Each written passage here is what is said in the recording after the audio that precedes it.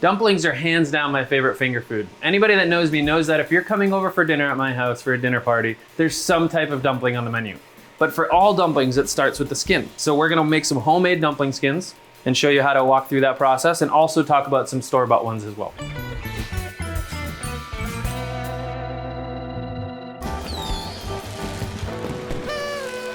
All right, so let's talk about a couple store-bought dumpling skins that you can get. There's a number of different varieties that are out there on the market. You wanna make sure that they're egg-free, okay? And then you also wanna make sure that there's few ingredients as possible in there. This is certainly the most affordable and fastest way to make dumplings, okay? I also like to make them myself because really at the end of the day, just like making fresh pasta, there's nothing like fresh dumpling dough as well. So let's get started. Let's make some fresh dumpling dough. So we're gonna start off grabbing a mixing bowl. I have some all-purpose flour here. Okay, and I also have a bit of cornstarch as well. All right, we're gonna go ahead and create a little well there. Add some sea salt to the mix. All right, and I like to use hot water. Hot water tends to use the best when it comes to the pliability of these dumplings. So I'm gonna go ahead and add a bit there.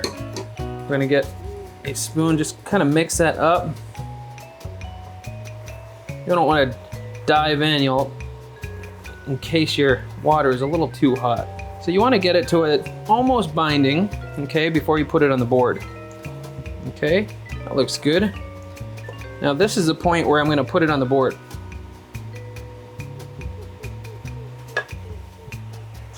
All right, so you wanna basically press it together, make sure you try and get all of that dough in there, and you'll be able to tell as you start kneading it. If it starts to stick to your hand, obviously you're gonna need a little bit more flour. If it's way too tight and it's not coming together, you're gonna need a little bit more water. So I'm just gonna go ahead and knead this. Okay, pick up all those pieces there. And what you're doing by kneading is you're activating the gluten. Okay, so with the presence of cornstarch in there as well, this is going to tighten up quite a bit. So you wanna knead it for about 10 to 15 minutes. Okay, gives you a good workout.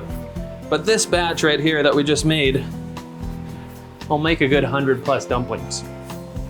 So you're basically activating the gluten here. And the way you can actually tell is it's gonna go from being a little bit more dimpled there. Is that what you would say is dimpled? Is that a good description?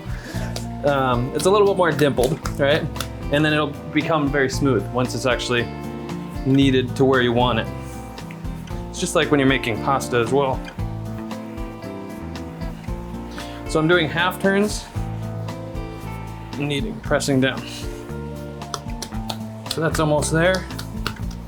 So what I'll do, once this is all kneaded, I'll go ahead, sprinkle it with a little bit of flour, and I will set this aside. Okay, you can actually, if you're gonna not make dumplings until the next day, you can wrap it up in plastic. Wrap it up in plastic real tight. You can put it in the fridge and then just chill it a little while right before you actually start rolling it out. We're gonna set this aside and let it rest for about an hour to 2 hours. All right, this has been resting for a couple hours here. This is good to go. We're gonna go ahead and start rolling it out.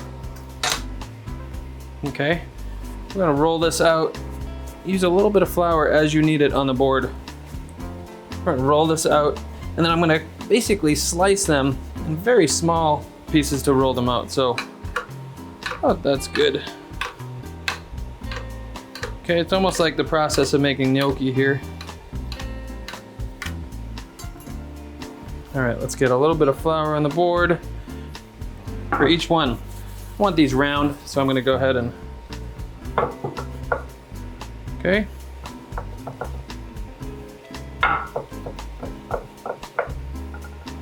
These are looking good, thin enough here. Let's just make a bunch of them.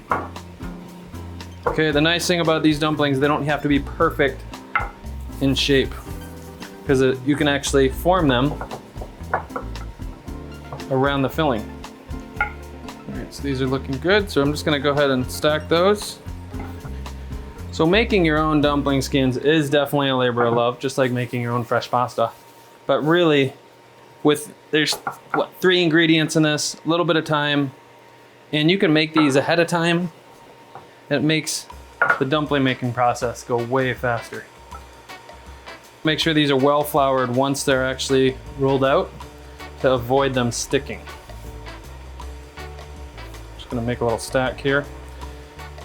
And then once you actually roll them, if you're gonna roll them ahead of time, before you start making your filling, which I recommend, you're gonna make sure you just put a towel over them just to keep them from drying out. But really, if you do a little taste test of homemade dumpling skins opposed to store-bought, I mean, it doesn't even compare with homemade. They're so much more delicate and almost chewy, the texture. So we're gonna set these aside and we're gonna make some dumpling fillings.